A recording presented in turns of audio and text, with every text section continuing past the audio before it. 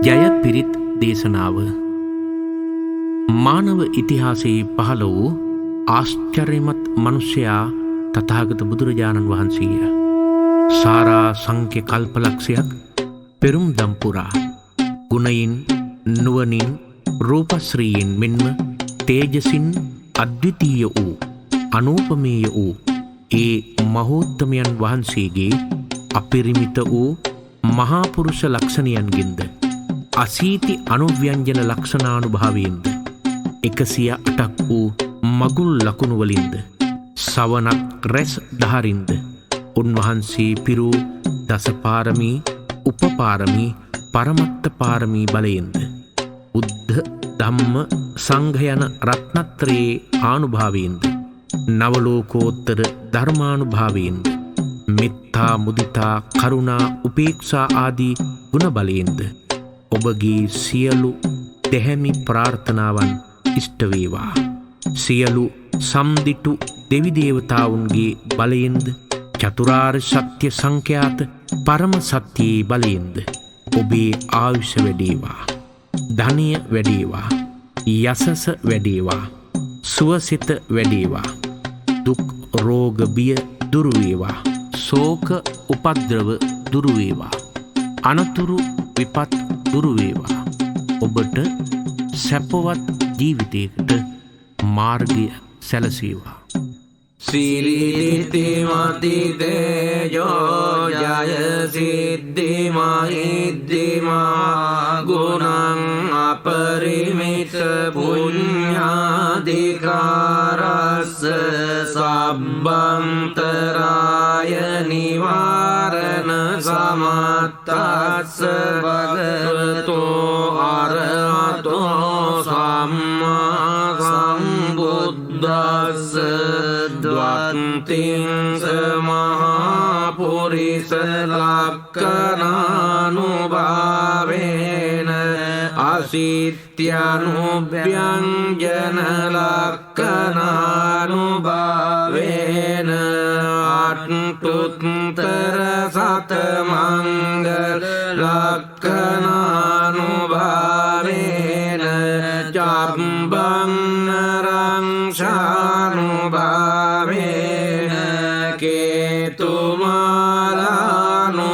කේතුමාලානුභාවේන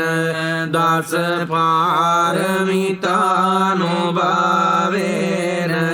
දස උපපාරමිතානුභාවේන දස පරමත්ත පාරමිතානුභාවේන සීල සමාධි පඤ්ඤානුභාවේන බුද්ධානුභාවේන ධම්මානුභාවේන සංඝානුභාවේන තේජානුභාවේන අට්ඨාංගික මග්ගානුභාවේන අට්ඨ සමාපත්ත්‍යානුභාවේන ජල විඤ්ඤානුභාවේන මෙත්තා කරුණා මුදිතා උපේක්ඛානුභාවේන සබ්බ පාරමිතානුභාවේන රතනත්‍රය සරණානුභාවේන මයිහං සම්බ රෝග ශෝක උපද්දවාච දුක්ඛ දෝමනස්සුපායාස විනස්සන්තු සම්බ සංකප්පතු මයිහං සමිඤ්ඤන්තු දීඝායුකෝ හෝතු සතවස්ස ජීවේන සමංගිකෝ හෝතු සම්බදා ආකාශ පබ්බත වන භූමි තඩාක ගංගා මහා සමුද්‍ර ආරක්කක දේවතා සදා තුන්නේ අනුරක්කන්තු සබ්බ බුද්ධානුභාවේන සබ්බ ධම්මානුභාවේන සබ්බ සංඝානුභාවේන බුද්ධ රතනං ධම්ම රතනං සංඝ රතනං තින්නං රතනානං ආනුභාවේන චතුරාසීති සහස්ස ධම්මස්කන්ධානුභාවේන පිටකත්තයානුභාවේන ජින ශාවකානුභාවේන සබ්බේ මේ රෝගා සබ්බේ මේ භය සබ්බේ මේ අන්තරාය සබ්බේ මේ උපද්දවා සබ්බේ මේ දුන්නිමිත්තා සබ්බේ මේ අවමංගලා විනාශන්තු ආයුවඩ්ඩකෝ ධනවඩ්ඩකෝ සිරිවඩ්ඩකෝ යසවඩ්ඩකෝ බලවඩ්ඩකෝ වන්නවඩ්ඩකෝ සුඛවඩ්ඩකෝ හෝතු සම්පදා දුක්ඛ රෝග භය වේරාසෝක සබ්බේ උපද්දවා අනේක අන්තරායාපි විනාශන්තු ච තේජසා ජය සිද්ධි ධනං ලාභං සොත්ති භාග්‍යං සුඛං බලං සිරියායුච වන්නෝ ච භෝගං උද්ධීච යසවා සතවස්සාච ආයෝච ජීව සිද්ධි භවන්තු සිරිති මති තේජෝ ජය සිද්ධි මහිද්දිමා ගුණං අපරිමිත පුඤ්ඤාධිකාරස්ස සබ්බන්තරාය නිවාරණ සමත්තස්ස භගවතෝ අරහතෝ සම්මා සම්බුද්දස්ස ද්වන්තිං සමහා පුරිස ලක්ඛනානුභාවේන අසිත්‍යනුභ්‍යංජන ලක්ඛනානුභාවේන අට්ඨුත්තර සතමංගල ලක්ඛනානුභාවේන චම්බන්නරං ශානුභාවේන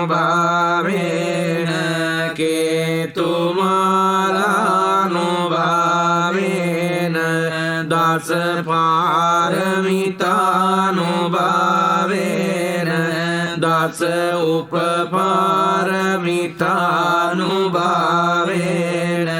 දස පරමත්ත පාරමිතානුභාවේන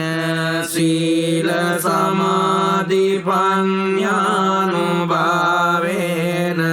බුද්ධානුභාවේන ධම්මානුභාවේන සංඝානුභාවේන තේජානුභාවේන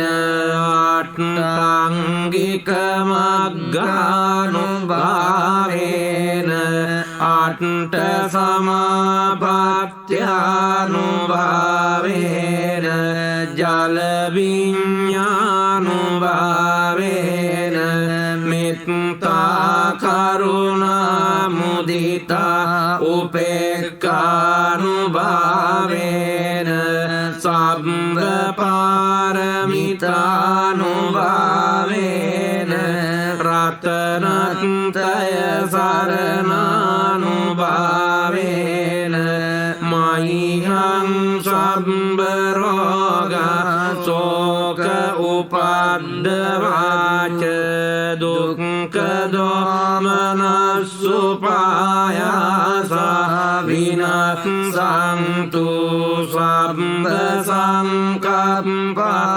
මයිහං සමිඤ්ඤන්තු දීඝායුකෝ හෝතු සතවස්ස ජීවේන සමංගිකෝ හෝතු සම්බදා ආකාශ පබ්බත වන භූමි තටාක ගංගා මහා සමුද්‍ර ආරක්කක දේවතා සදාතුම් මේ අනුරක්ඛන්තු සම්බ බුද්ධානුභාවේන සම්බ ධම්මානුභාවේන සම්බ සංඝානුභාවේන බුද්ධ රතනං ධම්ම රතනං සංඝ රතනං තින්නං රතනානං ආනුභාවේන චතුරාසීති සාස්ස ධම්මස්කන්ධානුභාවේන පිටකත්තයානුභාවේන ජින ශාවකානුභාවේන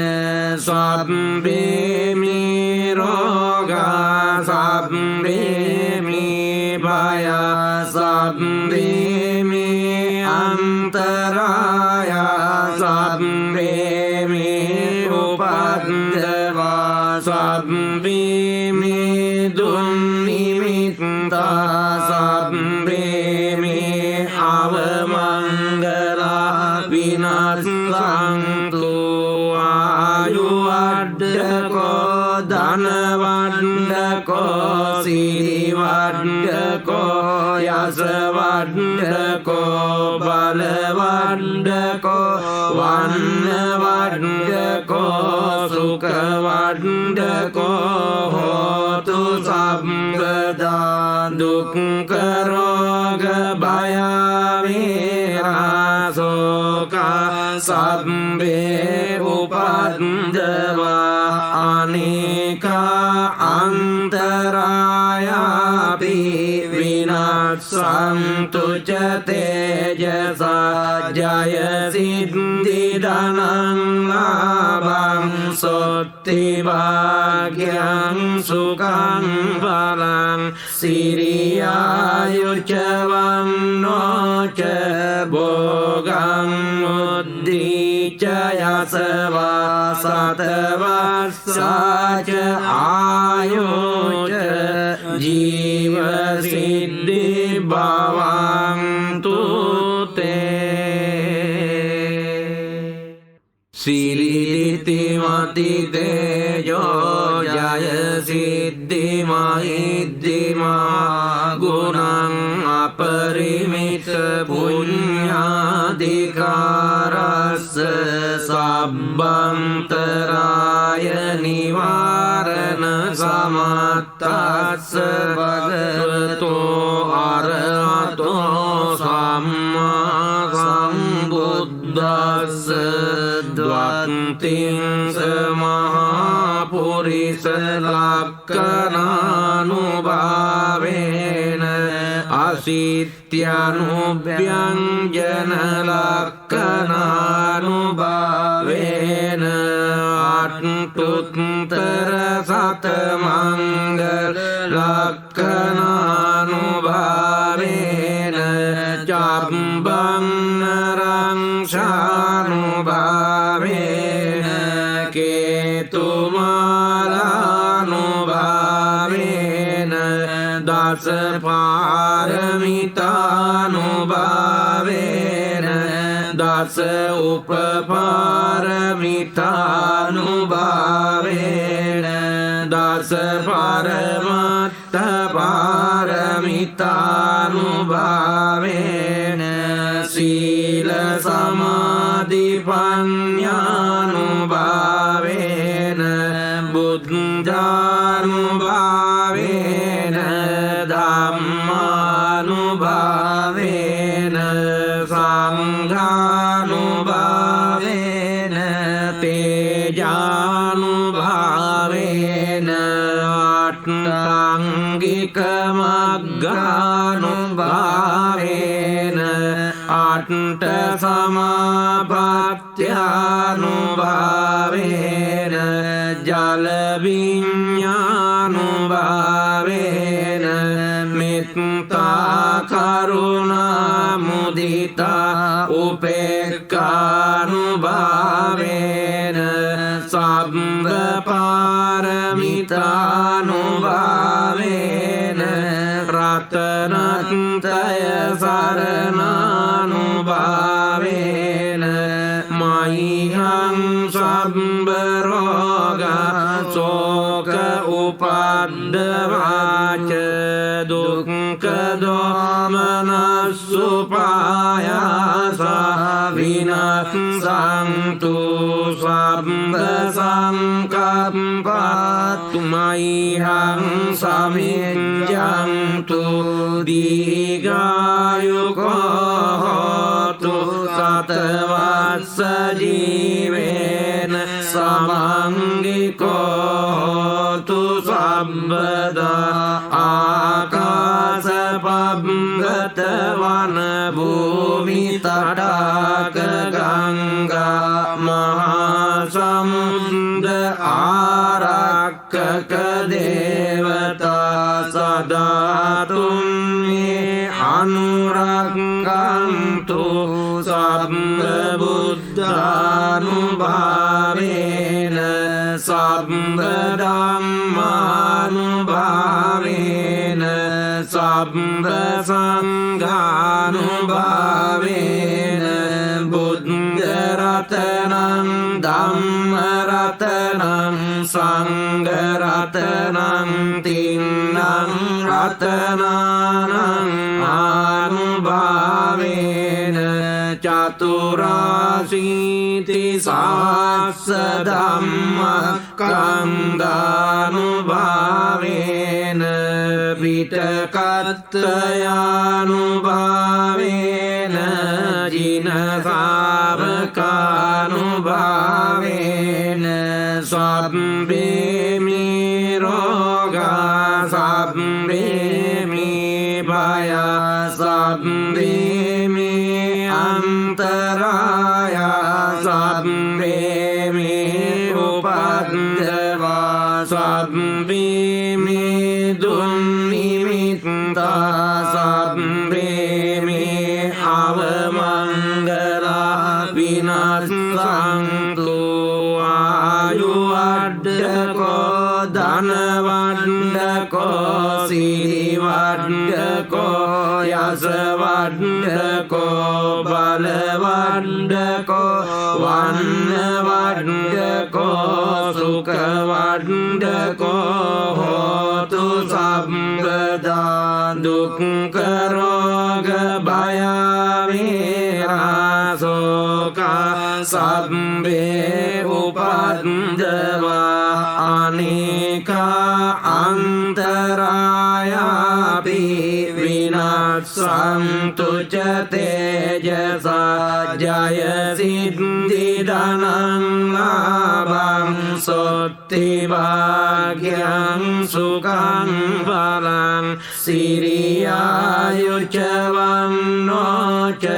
භෝගං උද්ධිච යසවා සතවස්සාච ආයෝච ජීව සිද්ධි භවන්තු සිරිදිතිමති තේජෝ ජය සිද්ධිමහිද්ධිමා ගුණං අපරිමිත පුඤ්ඤාධිකාරස්ස සබ්බන්තරාය නිවාරණ සමත්තස්ස භගවතු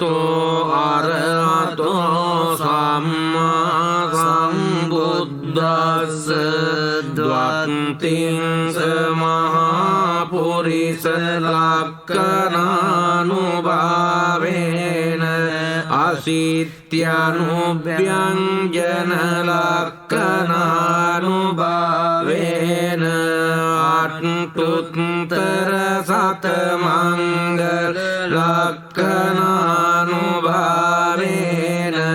චබ්බන්නරං ශානුභාවේන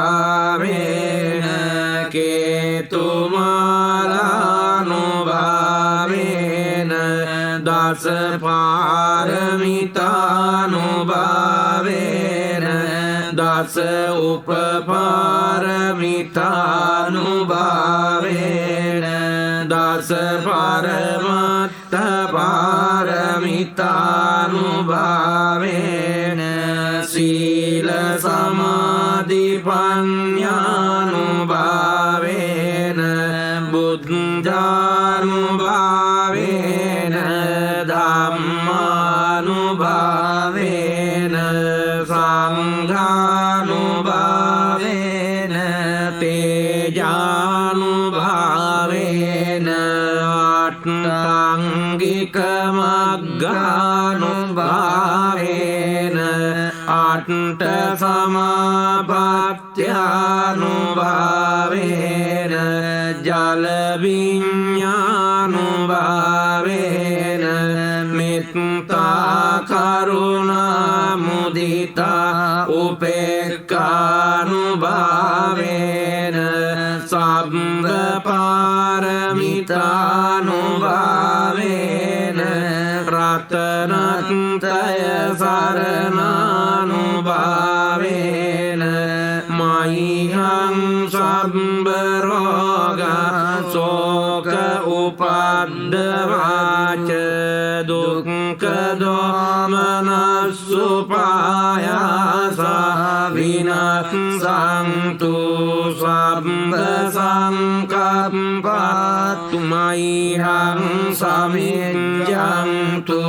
දීඝායුකෝ හෝතු සතවස්ස ජීවේන සමංගිකෝ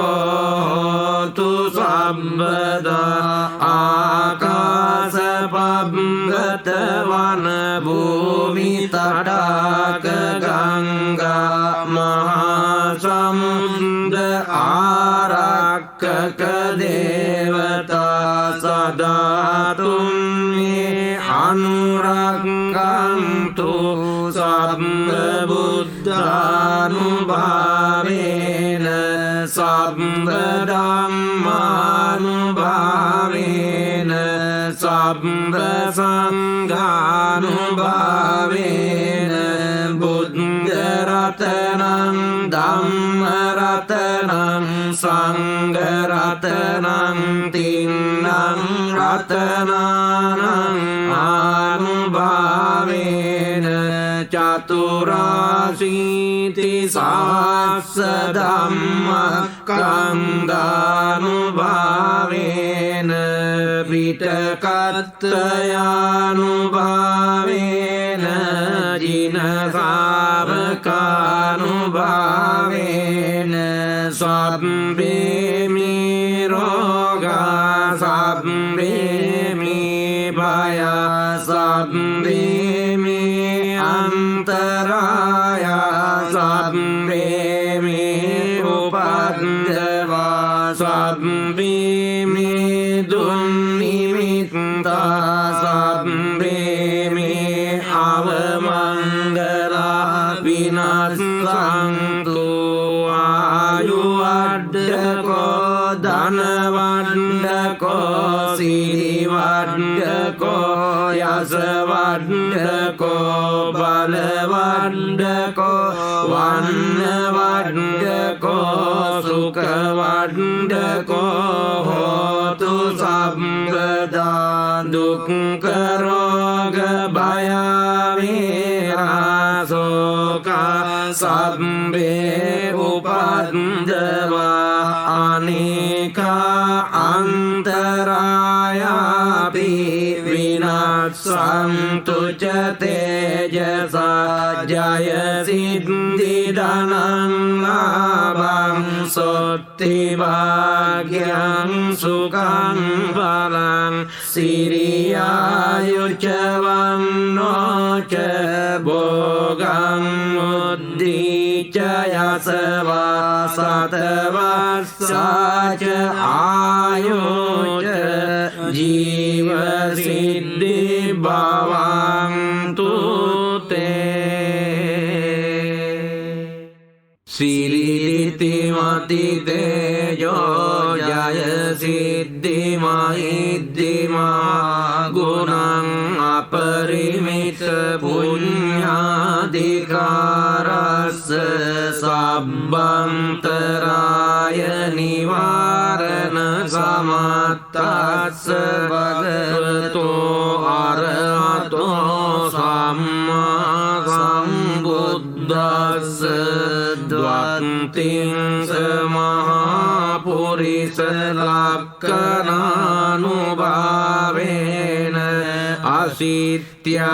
अशीत्यनुव्यञ्जन लक्षणानुभावेन अष्टोत्तर शतमङ्गल लक्षणानुभावेन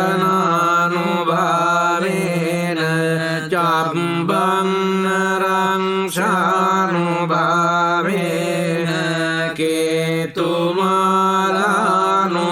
केतुमालानुभावेन दश पारमितानुभावेन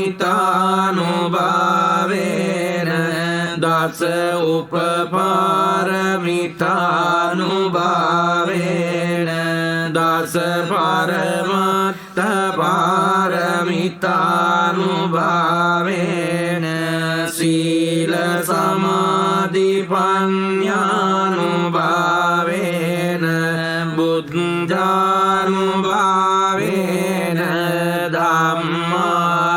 धम्मानुभावेन संघानुभावेन तेजानुभावेन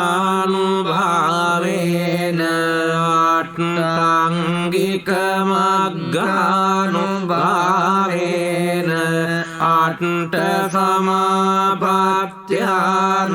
आष्टसमापत्यानुभावेन जलविज्ञानुभावेन मित्ता करुणा मुदिता उपेक्षानुभावेन साम्बपारमितानुभावेन रत्नत्रय शरणानुभावेन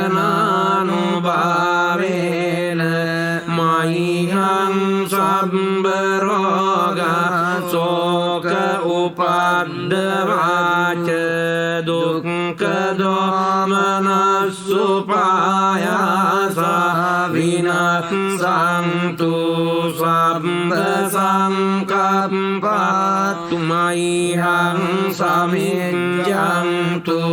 दीर्घायुको होतु शतवत्स जीवेन समङ्गिको होतु सर्वदा आकाशपङ्गतवन भूमि तटाक गङ्गा महासमुद्र आरक्षक देवता सदा तुम्हे अनुरक्षन्तु सर्वबुद्धानुभावेन सर्वधम्मानुभावेन सर्वसङ्घानुभावेन बुद्धरत्नं धम्मरत्नं सङ्घरत्नं तीर्णं रत्नानाम् अनुभावेन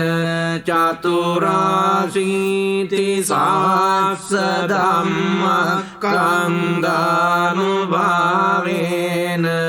पिटकत्रयानुभावेन जिनसावकानुभावेन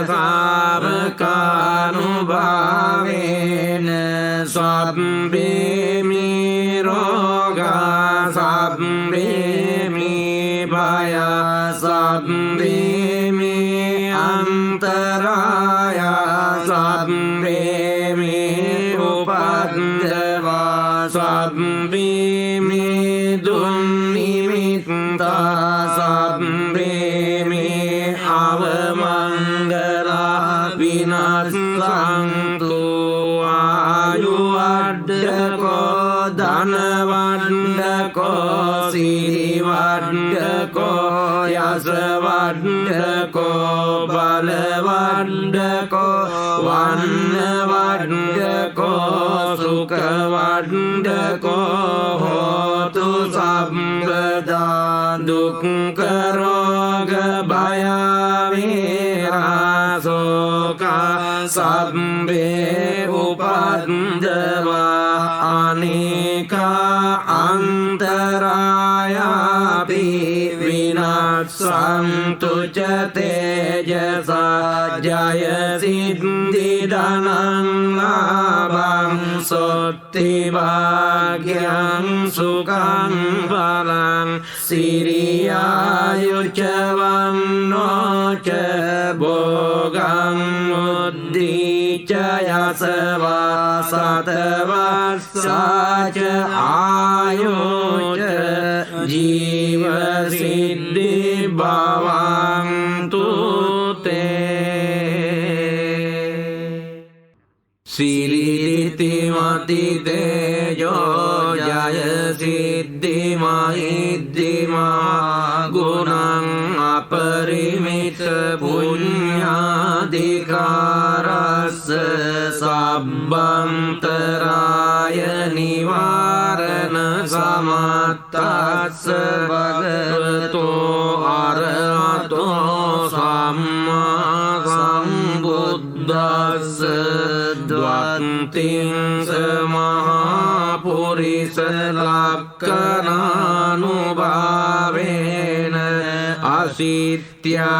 अशीत्यनुव्यञ्जन लक्षणानुभावेन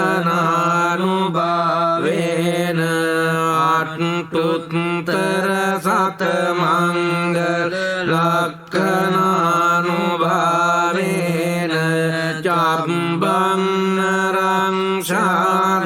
चाम्बन्नरंशानुभावेन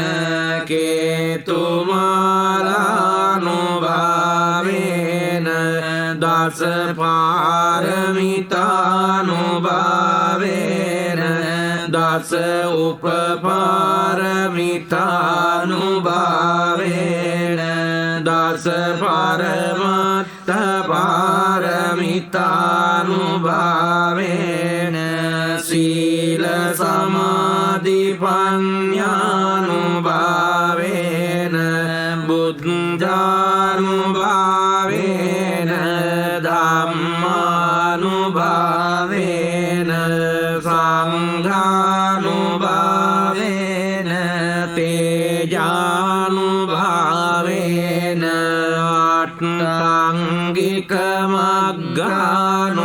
आट्टाङ्गिकमग्गानुभावेन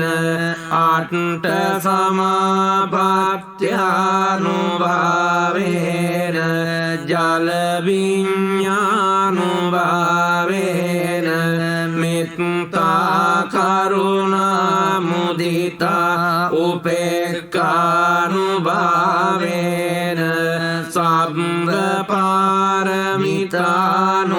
सर्वपारमितानुभावेन रत्नत्रय शरणानुभावेन मह्यं सर्वरोग शोक उपद्रवाच दुःखदोमनस्सुपायासा विनाशन्तु सर्वसङ्कल्पात् मह्यं समिञ्जन्तु दीर्घायुको होतु शतवत्स जीवेन समङ्गिको होतु सर्वदा आकाशपङ्गतवन भूमितटाक गङ्गा महासमुद्र आरक्षक देवता सदा ධාතුන් මේ අනුරක්ඛන්තු සබ්බ බුද්ධානුභාවේන සබ්බ ධම්මානුභාවේන සබ්බ සංඝානුභාවේන බුද්ධ රතනං ධම්ම රතනං සංඝ රතනං තින්නං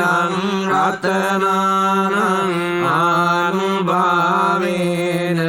චතුරාසීති සහස්ස ධම්මස්කන්ධානුභාවේන පිටකත්තයානුභාවේන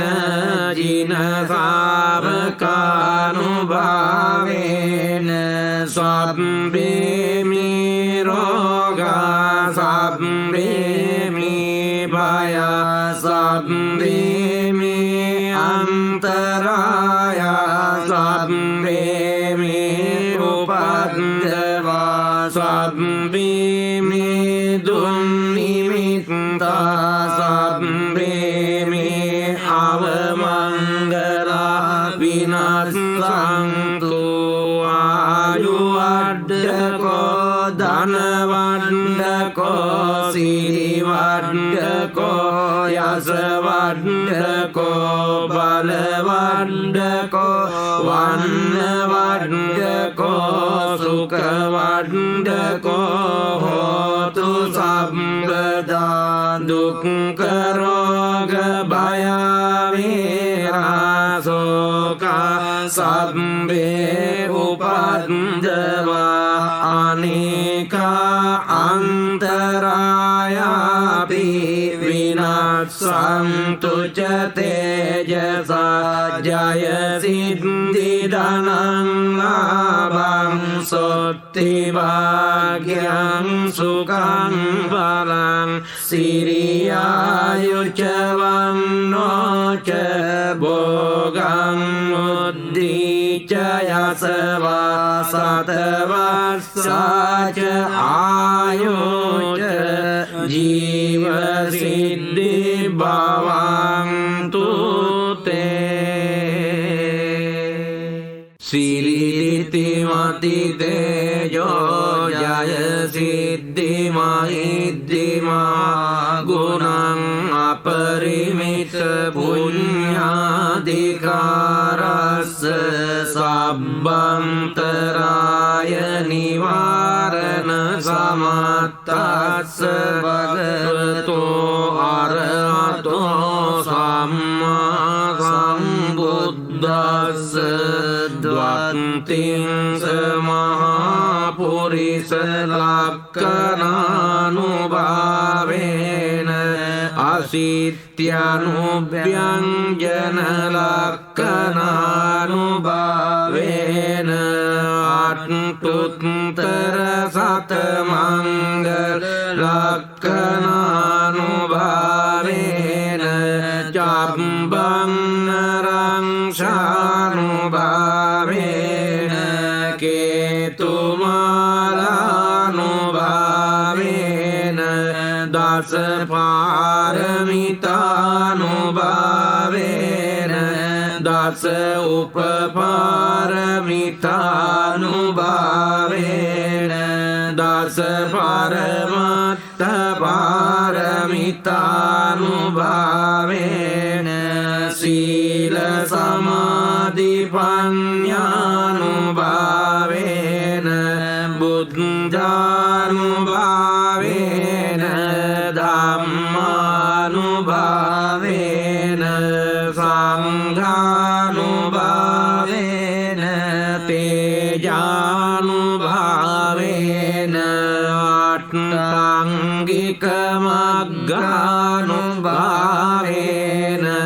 අට්ඨ සමාපත්ත්‍යානුභාවේන ජල විඤ්ඤානුභාවේන මෙත්තා කරුණා මුදිතා උපේක්ඛානුභාවේන සබ්බ පාරමිතානුභාවේන රත රතනත්තය සරණානුභාවේන මයිහං සම්බරෝග සෝක උපද්දවාච දුක්ඛ දෝමනස්සුපායාස විනස්සන්තු සම්බ සංකප්පත්තු මයිහං සමිඤ්ඤන්තු දීඝායුකෝ හෝතු සතවස්ස ජීවේන සමංගිකෝ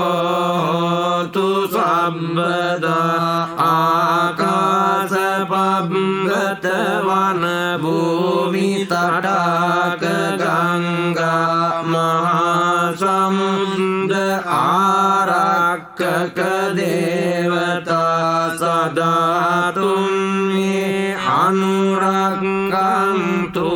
සම්බ බුද්ධානුභාවේන සම්බ ධම්මානුභාවේන සම්බ සංඝානුභාවේන බුද්ධ රතනං ධම්ම රතනං සංඝ රතනං තින්නං රතනානං ආනුභාවේන චතුරාසීති සහස්ස ධම්මස්කන්ධානුභාවේන පිටකත්තයානුභාවේන ජින ශාවකානුභාවේන සබ්බේ මේ රෝගා සබ්බේ මේ භය සබ්බේ මේ අන්තරාය